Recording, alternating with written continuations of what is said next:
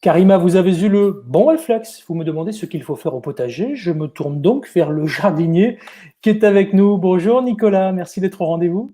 Bonjour Pascal. Alors, on peut aider Karima ou pas? Bien sûr, au potager, maintenant, il y a beaucoup de choses à faire. En plus, avec la pluie qu'on a eue ces derniers jours, qui a vraiment été très, très bénéfique parce qu'on attendait vraiment avec impatience cette pluie.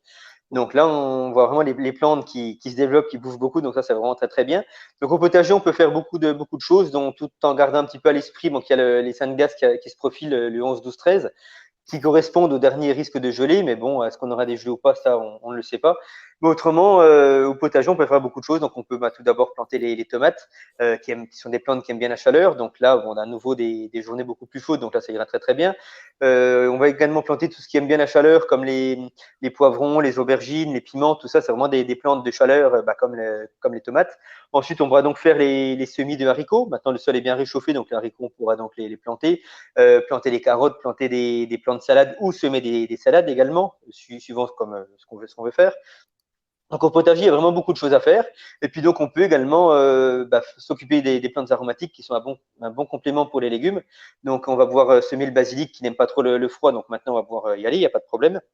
Et puis également semer du persil ou différentes autres plantes aromatiques, ou alors les acheter directement en pot ou en godet pour les mettre directement en pleine terre. C'est vrai que souvent quand on achète un sachet de graines, on a beaucoup de plants alors qu'on a besoin que d'un ou deux plants. Donc des fois c'est plus intéressant d'acheter un ou deux godets plutôt que d'acheter un sachet complet. Attention, question pour un champion du jardinage que vous êtes, Nicolas Brune, s'il vous plaît. Donnez-moi les 3 petits noms de nos fameux saints de glace des 11, 12 et 13 mai. Vous les connaissez? Pas du tout. Alors, il y a Saint-Mamère, il y a Saint-Pancras et il y a Saint-Servais. Mais moi, j'ai triché un petit peu. Hein. J'avais regardé avant de prendre contact avec les sites. D'accord. Voilà. Bon, merci en tout cas d'avoir bien répondu à Karima. Rendez-vous évidemment pour d'autres questions sur les réseaux sociaux. Et puis, on reste à la maison en attendant, Nicolas. On peut s'occuper du jardin si on a la chance d'en Bien avoir sûr, un. il y a beaucoup à faire au Ou jardin, c'est vrai. effectivement de son balcon aussi, pourquoi pas, ou de ses jardinières. À la prochaine fois. Merci, Nicolas. À bientôt. Au revoir.